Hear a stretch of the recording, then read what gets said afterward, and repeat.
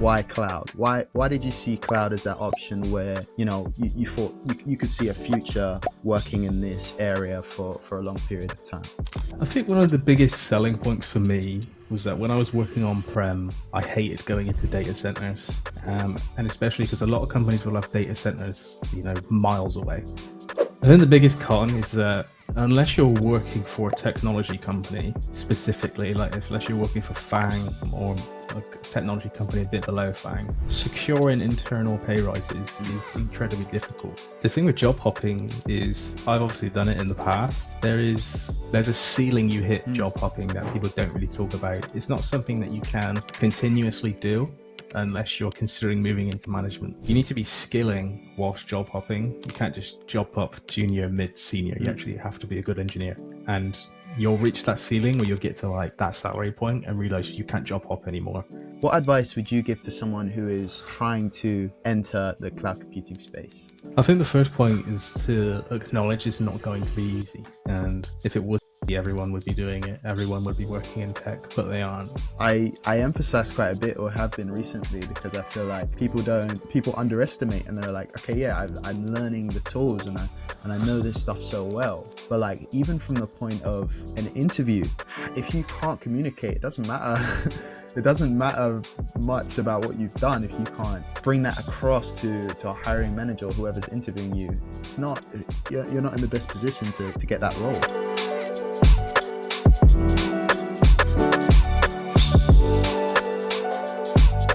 Hello and welcome to the Tech Certified podcast. I'm your host, Caleb Only Certified, and this is the podcast where we interview tech professionals and tech creators who inspire us on our journeys in the tech industry. I'm so pleased to have today's guest on today's podcast episode. We have a special guest on the podcast, a well-known face in the cloud computing space. We have Toby, who is a cloud consultant and content creator. He shares incredible insights on TikTok and YouTube and his other platforms, and we finally got him on the podcast. Toby, how are you doing today, man? I'm doing very well. Obviously, thank you very much for having me. It's really good. This is my first podcast that I've actually been on, so it's a great opportunity to speak to someone in depth who's also working in a similar line of work and actually inspire some other people to try to get into the industry. Thanks so much. And we'll start off by getting an introduction to Toby. Who is Toby? And just tell us a little bit about yourself.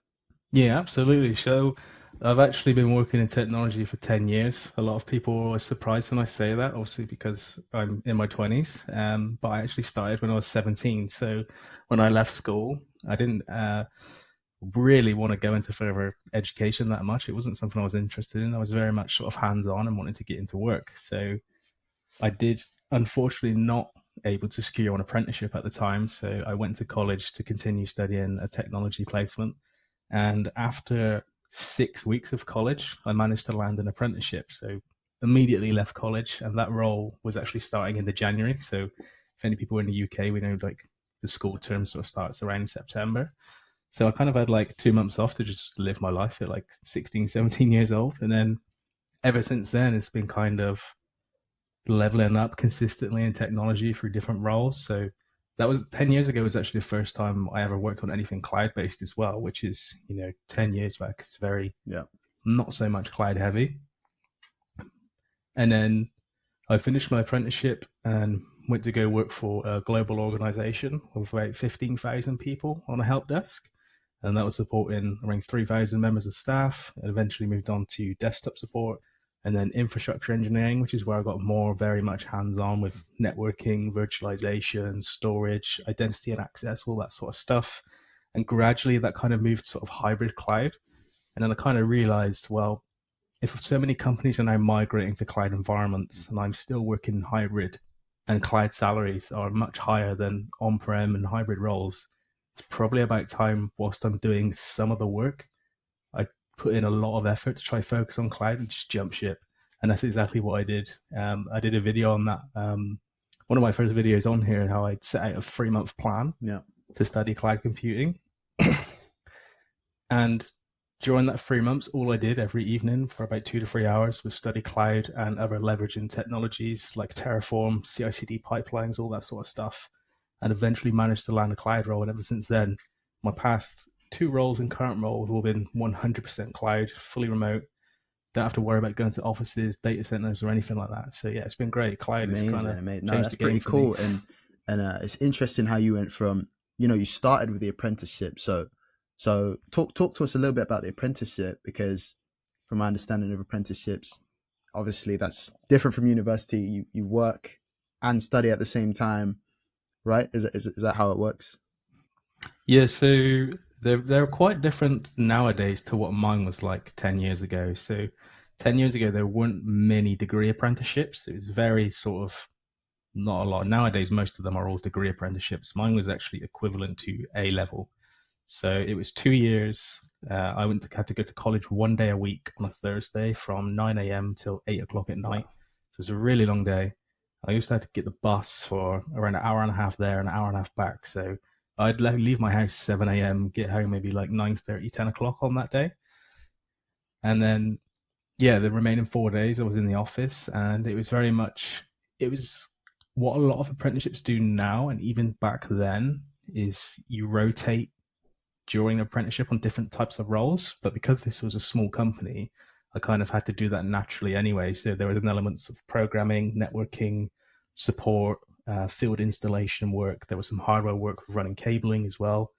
It's very much in depth at the point where I could learn as much as I could, but it wasn't going to take me to the next level because I was working on bespoke systems, which were electronic point of sales machines. So Right, right, right. touchscreen tills Oh, that's pretty essentially. cool. And it's interesting to hear a bit about apprenticeships and yeah, how those work. And so another thing that was interesting about a walkthrough of your journey is how at some point during your journey you started to recognize the potential for working in the cloud, and you came to a point where you said, do you know what, this might be a great area to go into. It seems like a great area to work. The salaries are high, all this kind of stuff. And so to move on to the Mm. next question, I wanted to ask, why cloud? Why did you see cloud as that option where you thought you could see a future working in this area for a long period of time? I think one of the biggest selling points for me was that when I was working on prem, I hated going into data centers, and especially because a lot of companies will have data centers, miles away. In the UK, it's obviously not as bad as it is in some places like America, where they could be hundreds of miles away. We can drive pretty comfortably in the UK to reach a data center, but it's just the idea of going to one, messing around with hardware. I wasn't really that enthusiastic about it, and I always wanted to be the person who was in the office Mm. doing the stuff on a computer instead. And when you kind of get to the idea where if AWS or if Microsoft are going to do all of that for me, it eliminates such a large aspect of the job role. And that was the most area I disliked of working on prem. So it's kind of like, okay, well, if I can do all that and never have to worry about going into a data center, I'll be much more happy. And that's what it was. And not only are you more happy, I think the biggest turning point for me was seeing junior cloud engineers' salaries were higher than on-prem Mm. infrastructure engineers who weren't juniors, which was kind of mind-blowing. The skills are so in demand in the UK, and they still are, which they just keep the salaries just Man, keep going up. no, that's that makes a lot of sense. And I think it would be great to touch as well on something you mentioned, which is just about the ability to work remotely throughout your roles. And I think it's obviously working in the cloud space, everything you need to do is cloud based. So there is no hardware that you've got to deal with. If you're Mm. fully working on cloud completely, there is no switches you need to plug anything into, or or that sort of thing. And depending on the company, they might ask you to come in for collaboration or stuff like that. But your role, you can do everything remotely without any physical contact with machines, or not having to go in person. So how have you found that experience? And what do you prefer? Like, do you prefer like a hybrid sort of working where you do go in sometimes, or do you like that fully 100% remote sort of roles? Absolutely. So since COVID, I have probably been 90, I want to say 95% remote. I think since COVID, I've probably visited an office maybe Mm. 30 to 40 times, which is not much at all. It's probably like on average, like less than once a month. I'm really not against going to the office. I find now that I've worked from home for so long, it can actually get quite boring. And if you've about 3 years down the line since COVID, I've probably done everything possible to entertain myself at home during the office hours and on lunch breaks you could probably think of. And I think that element of being alone, it's good if you have your family members with you, but like when my partner goes to work, she needs to go to the office, so it's just me. And I think the element of actually being able to speak to people daily is so much more beneficial for you than just being stuck at home. And I actually think young people nowadays will suffer a lot more than someone like myself did, who spent the first 5 years in an office. And I do believe that there are opportunities that young people will miss out on Mm. if they just stay at home. And I actually encourage people, if you are very young, go to the office at least once or twice a week. And if you don't want to go weekly, go every 2 weeks.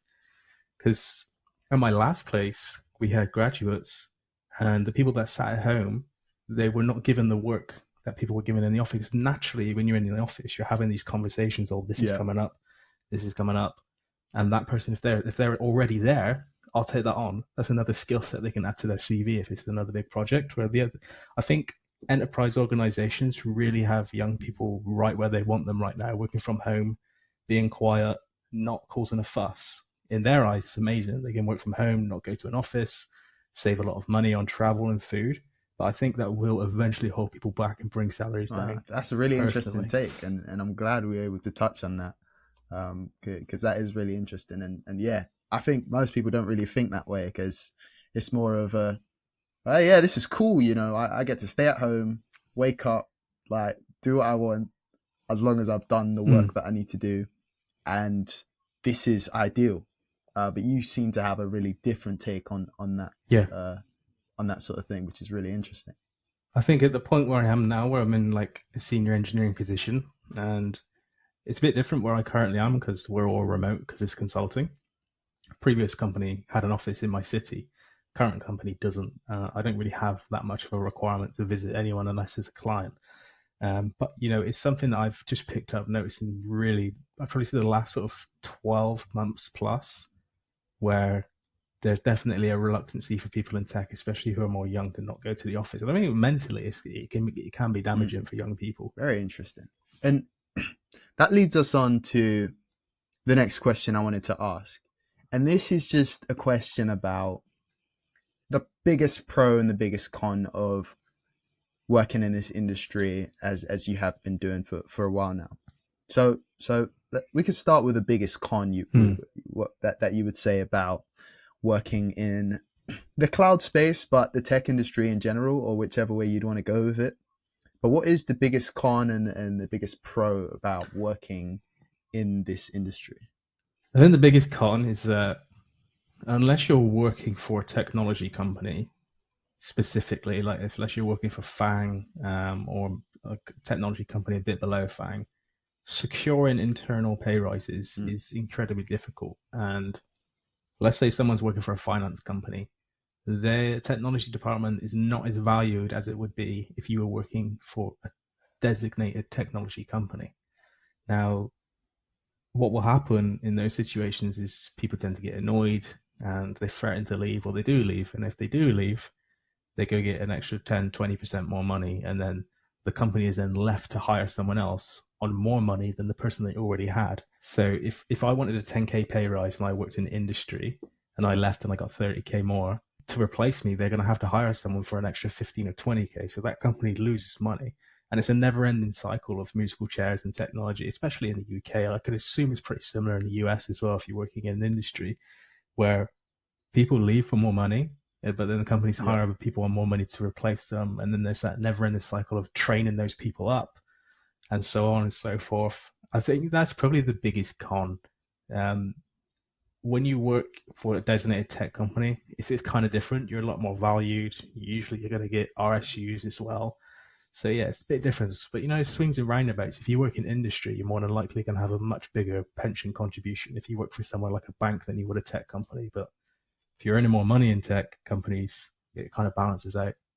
I can kind of relate to that. I mean, being in the industry a few years and moving on to another place, you can see that like people who have been there for a while get those really slow incremental increases, or 5% a year and whatever. And the way the way people advise to really up your salary or up your income is to job hop, is to move around every 1 or 2 years to really get those jumps. So that's a really it's so true. And I can even say for myself in my career, if I was in my first cloud role till now, I would be earning so much less than I was earning if I didn't jump, which is just a fact throughout the industry.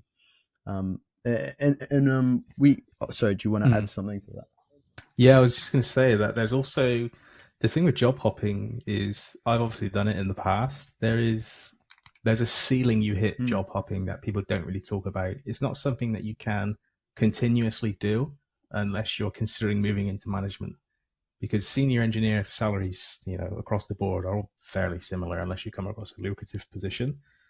So you need to be skilling whilst job hopping. You can't just job up junior, mid, senior. You actually have to be a good engineer. And you'll reach that ceiling where you'll get to like that salary point and realize you can't job hop anymore. So you need to make sure your final job hop is a good company and you actually want to stay there. Otherwise, it's just going to be sideways moves to other places for similar compensation. Have you seen this in other people where they job hop to the point that they can't job hop after they're just job hopping sideways or even lower and taking pay cuts? I think where I currently am, I couldn't job hop again to another role that would pay me that much more unless I relocated cities or managed to get a remote job from an American company. Very interesting. Okay, so let's talk about the biggest pro now. The best thing about working in this space for you. I think it's the flexibility to own your own workload. I think once you get to those more senior positions, you're very much more trusted. You don't have to rely on other people to help you. You just know what you're doing and you crack on with it, and you're given your own dedicated time. I know a lot of people don't particularly like working to certain frameworks like Scrum and Agile or Waterfall because they end up in situations where they're micromanaged to different sprints and stuff like that.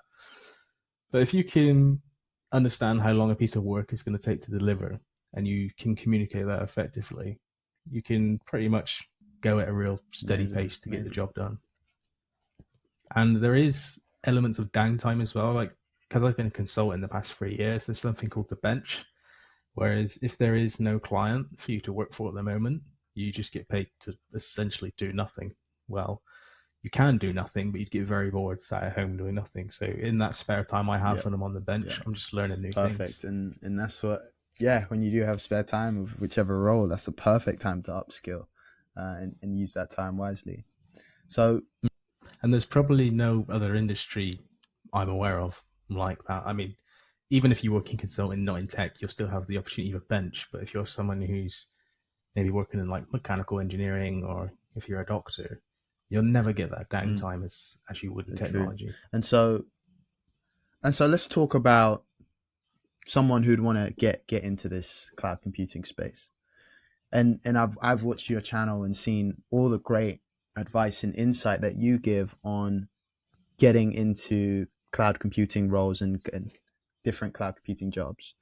And so generally, what advice would you give to someone who is trying to enter the cloud computing space? I think the first point is to acknowledge it's not going to be easy.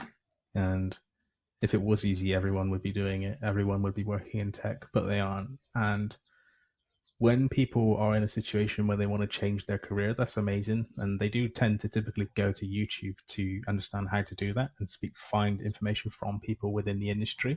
But I think you need to find people who are trustworthy and actually research those people, because there are a lot of people on YouTube and other social media platforms that are just trying to sell you a course, and they're either not working in the industry or they've exited and this is the way they make money now. And they're telling you that you can land a job in 3 months, 6 months. Whereas for the people that actually do that, the percentage is very low. If someone with zero experience landed an engineering job, in my opinion, it's got to be less than 5%. So I think acknowledging that it's not going to be easy, it's going to take a long time, there's a lot to learn, will reassure you a lot more. Because if you try rush something, you're not going to learn as well, and it probably isn't Yeah, going to yeah, happen that's for so you. true. And one of the things I like about you, Toby, is you keep it real. Like even with watching your stuff on your TikToks and YouTube, you're someone who's very honest, and there's no cap or fakeness about you. And you tell them how it is. It's not going to be easy. Like this isn't Hmm. something that. Yeah. So go ahead. I think that's also is a problem. I've noticed people don't like that, who are seeking that inspiration.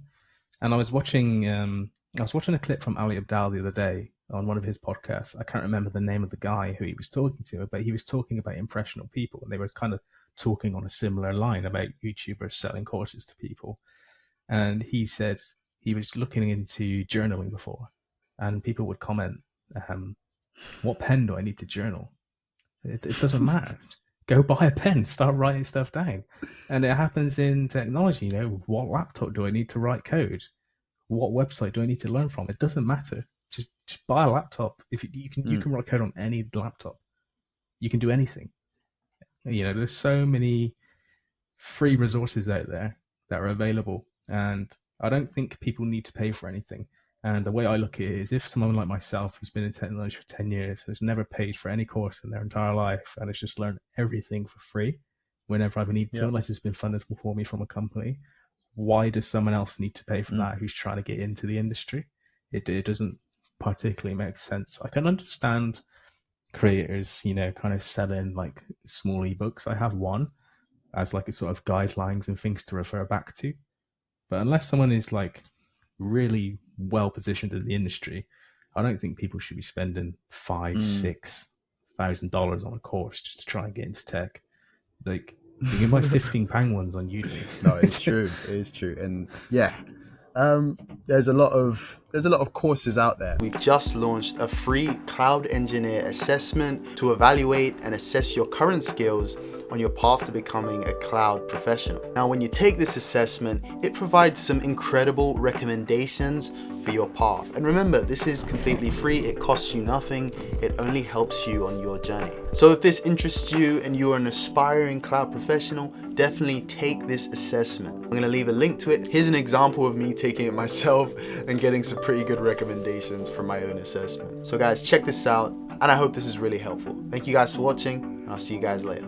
I think doing your research on these courses for one, but also like you got to think about why you're going to spend that much money on a course, because for some people the reason they would go and Hmm. get some creator's course on tech on this is because they want to hear it from that creator, and they're like, this is the person that I want to do Yeah. this, like I want to hear this stuff from, because he teaches the best, and the way he teaches resonates so much with me, and I've been following him for so and so and so time. So I need this course from this person, and I'll pay so and so thousand for it, and fair enough if that's your Yeah. reason. But if someone is telling you that you will get into this space for like in 30 days if you take my course, there is something wrong. If it's too good to be true, it probably isn't.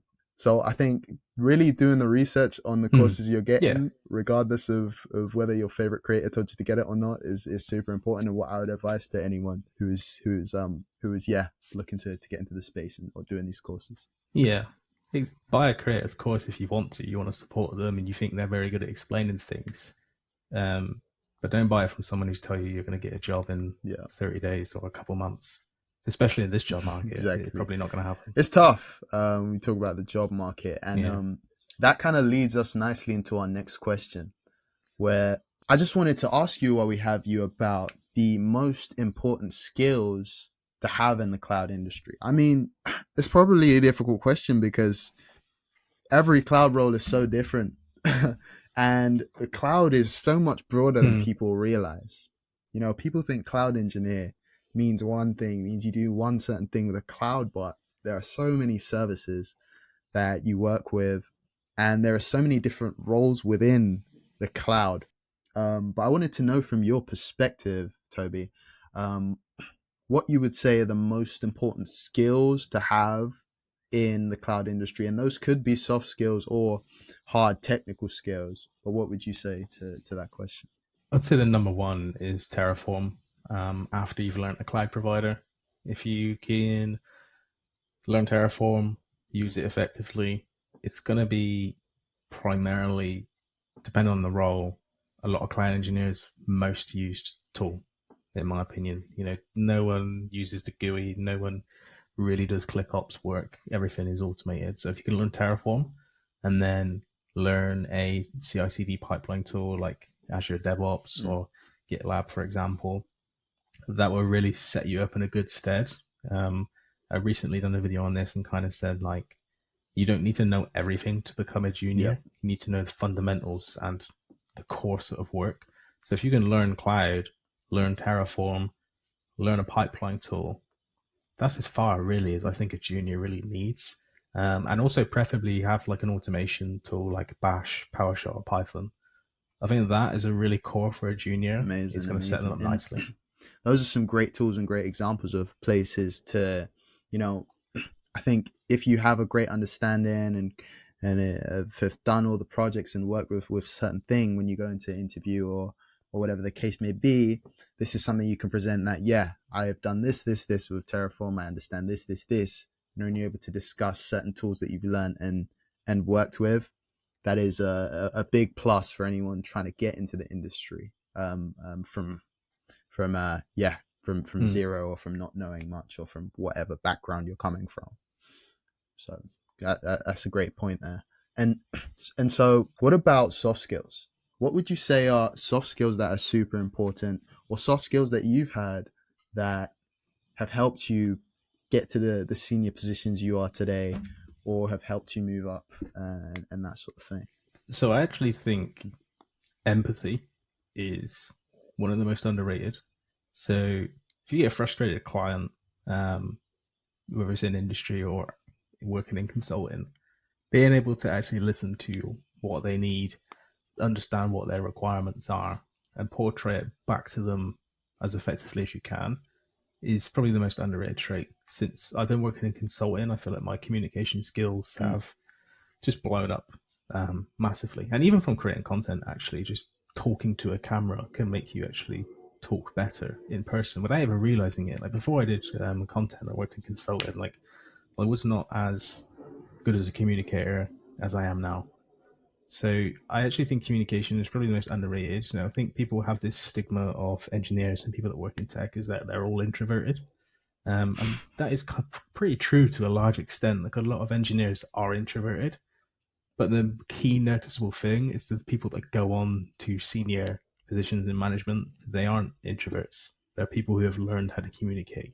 And actually said this in my recent video that being an engineer isn't just writing code. Being an engineer is writing code, knowing what a product is, how to sell a product, how to communicate a product, and all these different things. So if you can learn how to communicate and understand people's requirements, that's probably the best core soft skill, it's so in my true, opinion. and this is something that like I emphasize quite a bit or have been recently because I feel like people underestimate and they're like, okay, yeah, I'm learning the tools and I know this stuff so well, but like even from the point of an interview, Hmm. if you can't communicate, it doesn't matter. Yeah. It doesn't matter much about what you've done if you can't bring that across to a hiring manager or whoever's interviewing you. It's not you're not in the best position to get that role, and someone with less technical skills Yeah. who is able to communicate really well and communicate what they've done really well would be ahead of you if you don't have that, or if you haven't worked on that area as well as the technical side of things. Hmm. And if the way to look at it is that if you were a hiring manager, what do you look for? If it was me, I'd want to hire someone I actually want to work with, which is really what an interview boils down to. And so many interviews don't flow well. And that's like not something you should be annoyed about if your interview doesn't flow well. The interviewer could be a bad communicator. I've had so many interviews with people who are in like senior or lead positions, and in my opinion, they're terrible at communicating, and the interview flows terribly. And sometimes it's not just that as well; it's your personalities. If you're trying to go for a job, and the hiring manager is a completely different person to you, and maybe they don't have the same sort of hobbies or anything like that, your interview can just be flat from the get go. Usually, it's one of the first things you discuss, like tell us about yourself. if they don't really care what you're interested Mm. in, you're not really going to care what they're interested in, and the interview just doesn't really flow that well. I had that recently when I was doing my last hiring rounds, and within the first 2 minutes, I knew I wouldn't get the job.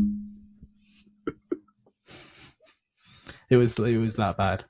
It felt like I was interviewing them almost, because I was trying to get more information out of them for the questions, because they were just terrible questions that you would never ask anyone in Wow. an interview. That's incredible. So when we talk about like soft skills, I think back to like, how did I develop soft skills or be able to speak? And it's just, everyone starts from somewhere, and some people start better than others, right?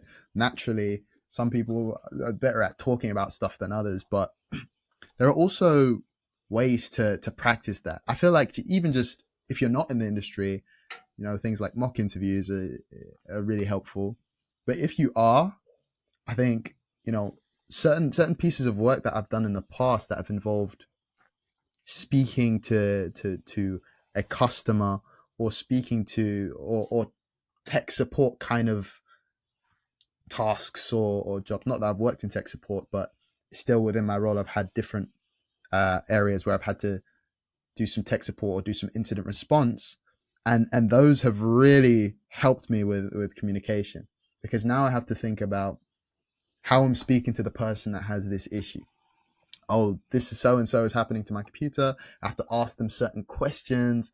I have to hear their responses and be like, okay, yeah, this is how we go about it. If I still can't figure it out, I have to manage this in a way that I'm speaking to them and assuring them and all this stuff.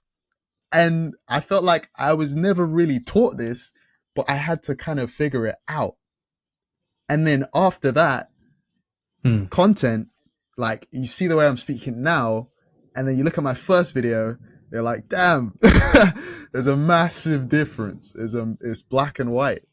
And so it's Yeah. all this to say that communication is something that is developed and grown, as well as, some people have it and some people don't. Even if you don't, that is something that you have to develop as an engineer, especially. I think especially for young people as well, because like these Mm, have killed communication really. Like, how many times have like someone called you and you've looked at it and you're like, oh, I won't answer it, I'll just text them instead in 5 minutes. That sort of stuff. You don't realize how much that sort of stuff mm, portrays into your career. A lot of people don't, if someone calls you randomly on Teams, like people get annoyed, like, oh God, why are they calling me? Like, just send me a message. Like, that sort of stuff is portrayed into working environments now. People don't really want to get on the phone. They don't want to talk. They don't want to have meetings. They just want to type out to each other. And I think the young people who are growing up now will suffer a lot more from that than like people like us who've already been through it. So it's definitely something that they should acknowledge, so and true. get better So at true. talking to people. Because, people think in tech you don't talk to anyone, but it's a Yeah. client-based industry. Yeah, You exactly. have to. Exactly. And let's move on to the next question, because I'm really interested to hear about this from you. And I always say this, like, on every episode, right?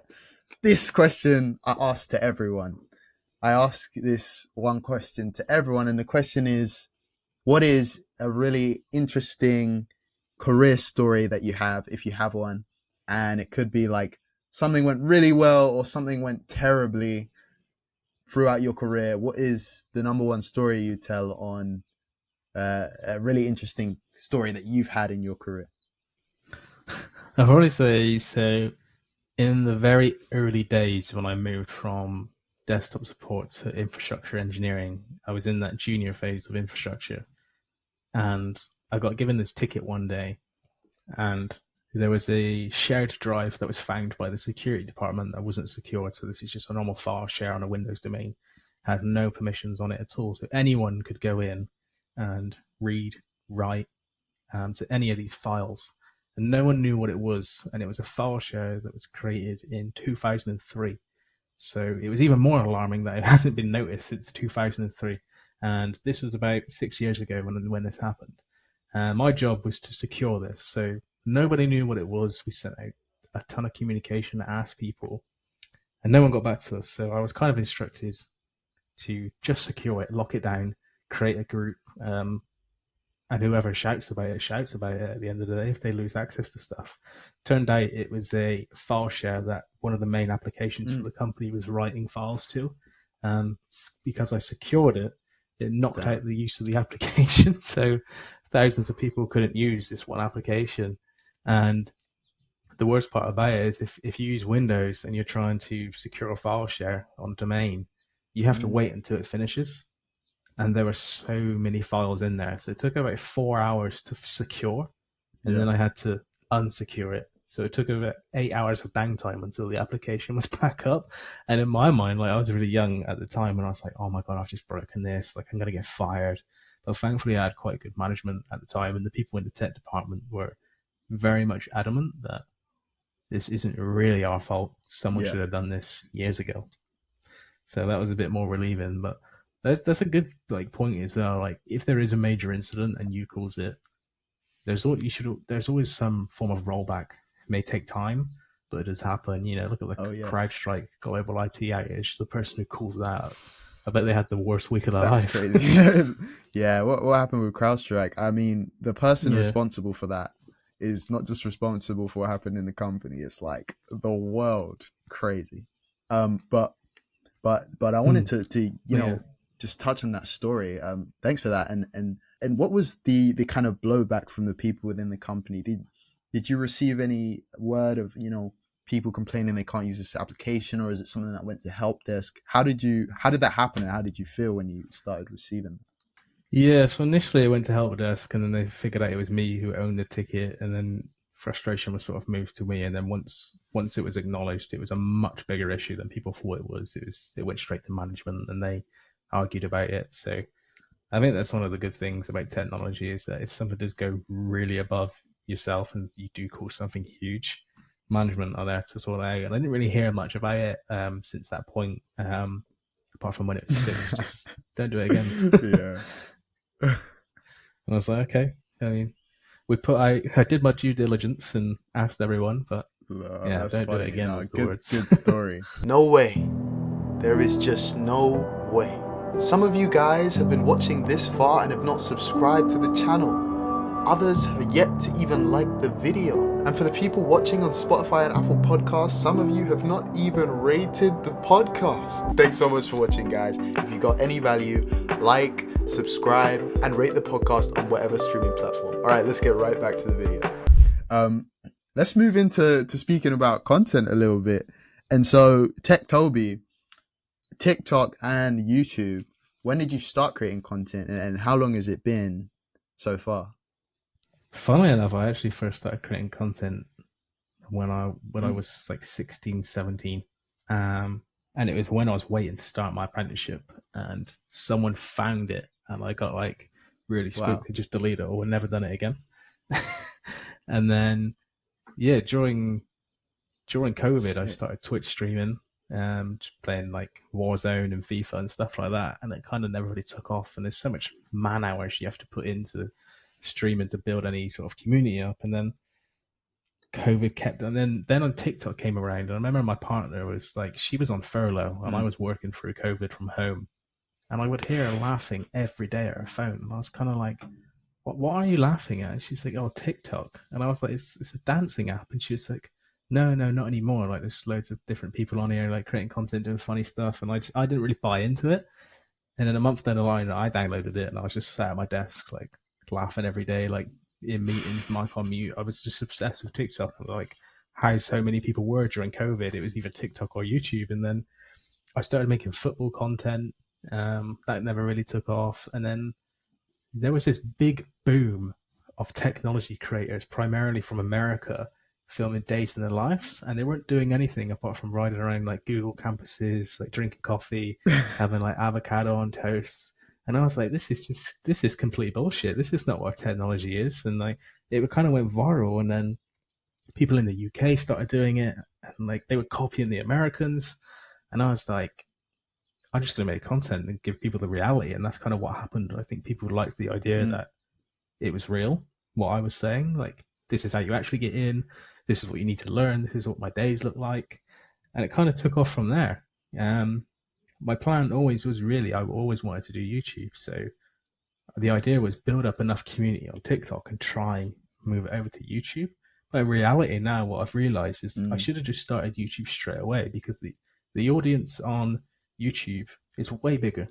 It's way bigger. If you're on TikTok, naturally, how it works is the algorithm pushes your videos to people in your country. Whereas YouTube doesn't do that. It pushes it to America, it pushes it to India, it pushes it to Australia, it pushes it to places in Africa. So if TikTok pushes you to the UK, where there's like, 65 million people, you're missing out on 300 million in America and a billion in India.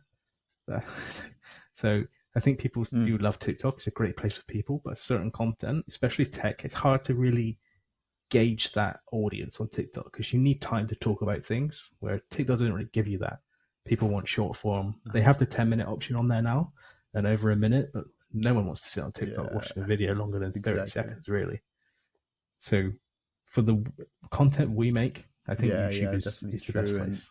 And I can see, like, from your TikTok and coming onto YouTube, and like you've just told the true stories, and this is how you do it. Genuinely putting out content to try and help people, which has been amazing to see. And TikTok, like I'm the same as you, because when I first found out about TikTok, I was like, what is this? It's dancing, it's da-da-da. And then I feel like there was just a point that everyone just went on it. Like I went on it, everyone went on it. And then the reason, like, I'm not on TikTok, like, with content, is like, I think the app itself is too much for me. It's too much. And when I say it's too much, I think it's because the difference between YouTube and TikTok is that YouTube, for the most part, apart from shorts, of course, it's content that you've looked for, or that resonates with you, or something like that. And there's the same with TikTok. There's an algorithm, whatever. But flipping through TikTok, you could just, anything could pop up, like, and then it's so funny and it's so great, it's so interesting, all this stuff, and I'm just on it and can't get off it. And so the only way I'd put, like, Caleb Only Certified on TikTok and start making content on there is if I had someone managing it for me. I'm like, I don't want to be on it, because I will just not be productive, really. So go ahead. And I think the most recognizable thing is that content doesn't work the same on every app. So if you have someone making short form content and they're uploading to TikTok, YouTube, and Instagram, you'll notice the amount of followers they have will always be different. They will never be consistent. So your content may do well on Reels, so true, but it may not do well on Shorts, and it may do well on TikTok. That's what I've noticed. It's really interesting. It's so true. And so let's just touch on, what inspired you to create content, and what your goal is with content as well. What do you, just what inspired you really to start creating?